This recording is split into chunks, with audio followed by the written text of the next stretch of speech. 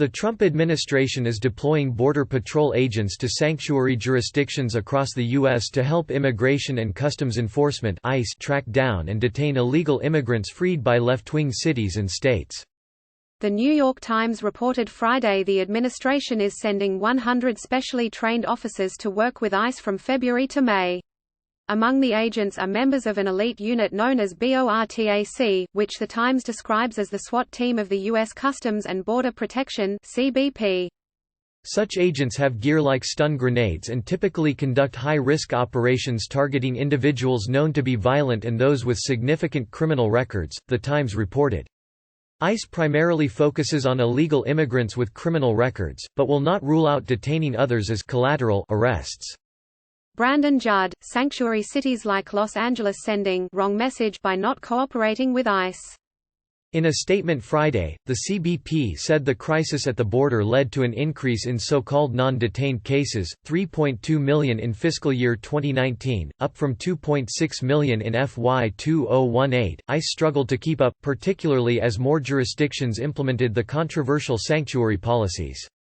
With 5,300 enforcement and removal operations law enforcement officers, some of whom were detailed to the border, ICE does not have sufficient resources to effectively manage the sustained increase in non-detained cases, which is exacerbated by the rise of sanctuary jurisdictions, the statement said.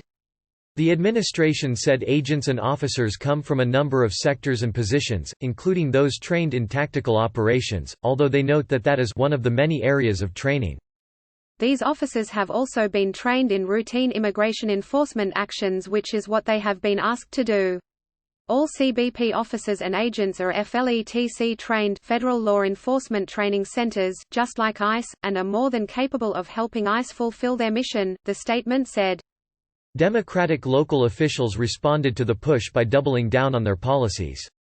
Regardless of your immigration status, I want every Angelino to know your city is on your side, Los Angeles Mayor Eric Garcetti said in a video message. Here in Los Angeles, our police department does not coordinate with ICE or participate in immigration enforcement. Granddaughter of woman allegedly murdered by illegal immigrant in NYC rips sanctuary cities at Trump speech. The push comes amid a broader effort by the Trump administration to crack down on states and cities that implement sanctuary policies. Such policies limit local law enforcement cooperation with federal immigration authorities in an effort to shield illegal immigrants from deportation. Specifically, they refuse to honor detainers, requests that ICE be alerted of an illegal immigrant's release from custody so they can be transferred into ICE custody. The Trump administration has opposed the practice. The Justice Department this week announced a slew of measures to tackle it, and President Trump has called on Congress to pass legislation that would allow victims of crimes committed by illegal immigrants to sue sanctuary cities and states. Trump also has highlighted the dangers of releasing criminal illegal immigrants back onto the streets instead of alerting ICE so they can be removed from the country. He slammed sanctuary cities in his State of the Union address, and returned to the topic in a speech to the National Border Patrol Council on Friday. Click here to get the Fox News app.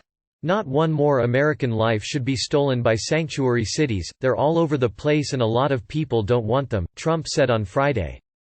He brought up on stage the granddaughter of Maria Fuertes, a 92-year-old legal immigrant who was sexually assaulted and killed in New York City last month. An illegal immigrant who was sprung from custody a few months prior despite an ICE detainer is accused in the crime. Her granddaughter, Daria Ortiz, tearfully told the audience, "The tragedy in all of this is the fact that this could have been avoided, had there been no sanctuary law." Fox News' Julia Musto contributed to this report.